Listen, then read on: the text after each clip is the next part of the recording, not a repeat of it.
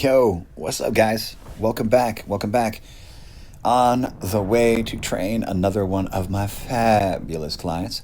And we're riding the InMotion V14, passing by my buddy's garden there on the left. And we're taking a right, going down 6th Street, and that'll take us to 16th. And from there, we'll hit 13th or 441 South. Then take a right on Williston Road, and that'll be a straight shot. None of that means anything to you guys, but that is this line, that is this route. So we are ripping around on my V14, kitted out with the Grizzly kit. If you just happen to land here and you do not know what it is that I'm riding or what a Grizzly is a company that manufactures aftermarket pads and armor for wheels, as well as pedals and other accessories. So the blue and yellow seat component, as well as the little yellow corners on the bottom of my battery boxes there on the front of the wheel, that's all from Grizzly. And boy, oh boy, I absolutely love it. You have never felt a 3D printed product that feels quite so nice. And they always do wonderful with the styling cues. These I particularly like because it makes me feel like kind of like it's like got this, it leans into this sci-fi shark sort of vibe. And I just think that's so cool. As a person who was around back in the days of the Z3, I don't know if you guys remember that, but there was a wheel. There was a car that BMW put out, and it was called the BMW Z3. And man, this thing had these little shark fin gills on the side, and all of the aftermarket people started doing that to their Hondas and to their Celicas and to their whatevercas. People just leaned into that a lot. So I definitely do like the styling cue, and it certainly is protective. Tune in for tomorrow's video to see exactly what I'm talking about. I actually sent this thing end over end on the pavement during a little slipsy-doozy, but the armor held up, and I'm still here to talk about it. So there we go. Well, guys, I'm moving. Can you believe it? I can't. After like 7 years, 8 years almost in the same condo, I'm gonna be leaving. And what that means for you guys, and really the only thing that means, is that there's gonna be a lot of new lines, a lot of new trails, a lot of new content for the videos. I'm super duper pumped about it. And I can't wait to see. I can't wait to explore and see what these new lines and trails have to offer. I already kind of scoped out a couple of different things. As far as that goes, I know that there's a couple of cool little trail systems with some catwalks and stuff that I'll have the opportunity to explore on my way to my, oh, right there, the Birdie Box. They make chicken stuff. It's cool.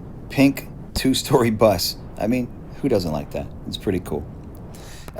So I just wanted to say again, guys, thanks for stopping in. Please do remember, if you can, don't remember, geez, what the hell am I saying? But if you can, just, hit that like button. If you enjoy this content at all, please do remember to subscribe, and you'll find so much content because I just dump this stuff all the time. If you're a madman, then go ahead, turn the notifications on, and you'll see this stuff happening non-stop. It's a wonderful break from all of the politic talk and all of the stressful content that, or at least I've been told, that's what people in my community say, that this is a wonderful break from all of the political stressed out stuff that's on the internet. So if you want to break from the political stressed out stuff on the internet, then just lock in, hang out with me. All it's going to be is vibes. It's not going to be these gotcha moments or these stressed out high intensity things. It's just going to be lots of pretty stuff, awesome Chinese restaurants in the background with GRU workers just doing their thing, so if you enjoy this sort of content, just please remember to like, subscribe, follow, and it's going to be amazing. We're going to keep on putting out fabulous stuff. With regard to pad placement, guys, I've seen a couple of different things here lately from some people in the community that have had their pads in a very rigid upright. So let's talk specifically about your heel pads first. Your heel pads are going to be the bottom of your back pads, or the bottom segment of your back pads. That's your heel stop, your heel segment. So that should rest at the top crest of your heel, okay? Or at the base of your ankle. You want that right there if you want to ride like how I do, with kind of this locked in sort of vibe. And then you need the top of the back pad to slightly lean back from there. So it's the crest is at your ankle, and then you have the top portion lean back just a bit. And then with the front pad, and this is with regard to like flow pads, bio pads, the VCF pads that I have, which you probably won't be able to have, but really with any pad. Okay, so the front pad, the part that's making contact with your foot, you're going to want that into the crest of your foot. Okay, that is going to keep the loading off of your toes and give you a more consistent vertical takeoff whenever you're jumping. If you do have it on your toes, because some people like to do that, then just be mindful that when you pull up on those toes, you're going to spin your wheel out. It'll spin backwards. So where I have it as close as I can to the crest of my foot, right where it presses down into the top of my foot, just gives me the most consistent vertical up down. So for me, that's where I like it. And then as far as the torque portion of your pads, you're going to want the torque portion of your pad, that is the front top portion of the pad. You're going to want that leaned forward sufficient that if you squat into your knees at about a third seated, or maybe a third to a quarter seated, you'll see how my knees are bent. Okay, you want to make sure that there's plenty of room for your knees to play that way. Conversely, if you have them very rigid and upright, it's going to feel like you're having to lock your knees out and you're having to lean over a lot at your waist in order to support the acceleration, which for me is not very comfortable. So just keep that in mind. Make sure that that front pad has sufficient lean in it, sufficient angle of attack to where that you can soften your knees, bend at the waist, and have plenty of give up and down. So that's kind of my take on the pad placement. And I guess kind of the next thing that I wanted to talk about, one of the gentlemen actually that had mentioned the pad thing to me. Dude, I love this run right here. Right, oh my god, it's so cool. So this actually leads up to this little electrical kind of changeover station. You see these high power lines on the on my left hand side there, or on the right. I don't know how this is going to render, but the power lines are there to my side. I love ripping this road. The only thing is that there is tons of potholes, so you have to make sure that you stay vigilant and be ready to pop up over it. You'll see me repeatedly check the speedometer there to make sure that I'm not doing anything crazy, because the V14 always throws these little leanbacks at me. Whenever I start getting froggy towards the top of the acceleration, it'll tilt back and kind of push me back a little bit and remind me that I'm getting a little bit froggy. There's a little transfer over station there. And now I'm going to take that rip. We're going to take it all the way back down. And I absolutely love this thing. I love fire trails. So fire trails are basically the service trails that you'll see periodically that utility vehicles will take down, abandoned properties, or properties that are owned by the state, or, I guess even properties that are owned by private citizens, but that are used for utility purposes. And I find that these things are well packed typically. I have found some sugar sand ones, but they're typically very well packed, very well traveled, and they provide for a wonderful reprieve from the rigmarole of having to deal with the head on a swivel to not get hit by traffic left and right. You'll see I'm ripping pretty good here with the tire kicking up tons and tons of debris as I get it there.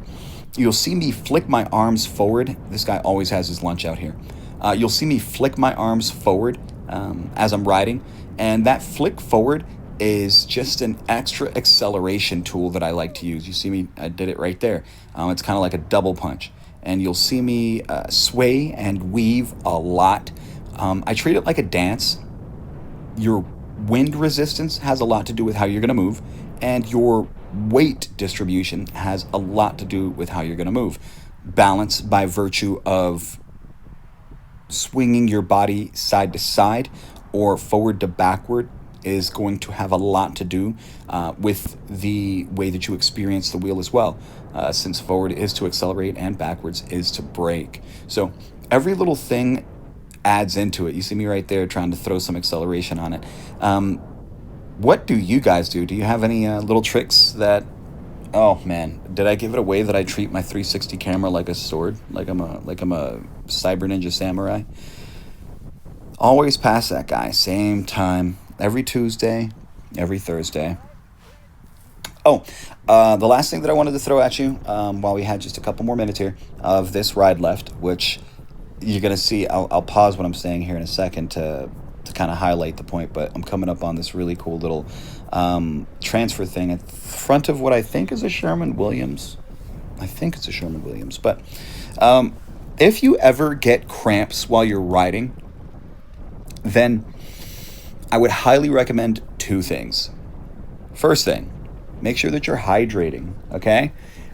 And if you're drinking alcohol, this will exacerbate your issue. So if you notice that drinking alcohol makes it worse, that you cramp up a little bit more, be it in your feet, your legs, your arms, or anything. Oh, I think we're coming up on it right here. Yeah, buddy. Right here. Here it goes. Boom. There you go. Everything's a playground. I told you. Everything's a playground. So if you're coming up on feeling cramps in your legs, or you go to pick up your wheel to move it inside or move it into your car and you notice that you're cramping in your hands or in your arms, your shoulders, then check this out. Chances are you are dehydrated, low on body salts, and could probably just use some magnesium glycinate. Personally, I use magnesium glycinate, and then I also take a D3 K2 supplement, and that really helps me to make sure that I never ever experience leg cramping or any of that other nonsense. It is super duper critical.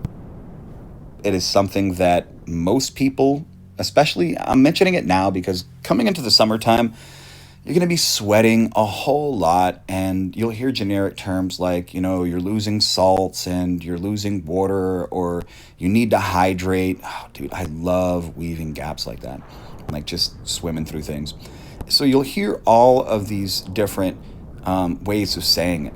But what it fully amounts to, these guys parked. You see there's a no parking sign there? I'm showing you the no parking sign, and I'm showing the sidewalk because of what I'm about to do next. Yeah.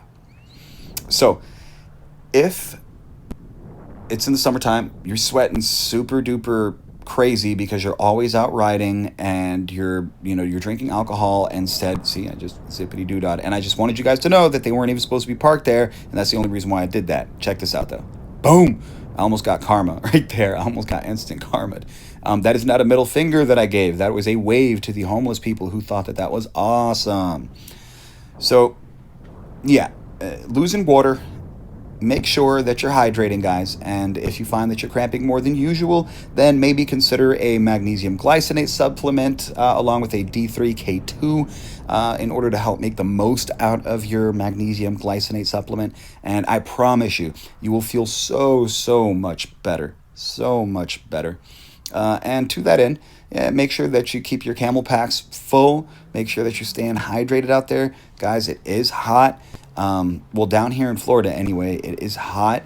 And I had a coworker's dad recently had a stroke. So don't think that it can't happen. In fact, right now, and as far mentioning hydration, and it's funny that it accidentally ties in this way because I did not plan this video this way, but I'm actually going to one of my favorite little gas stations on my way to training Miss Lynn to pick up my BioLite so I can stay hydrated. Till next time, so I can stay hydrated. Until next time, guys, thanks again, and ride safe, ride strong. It's been your boy Johnny, and we'll talk soon.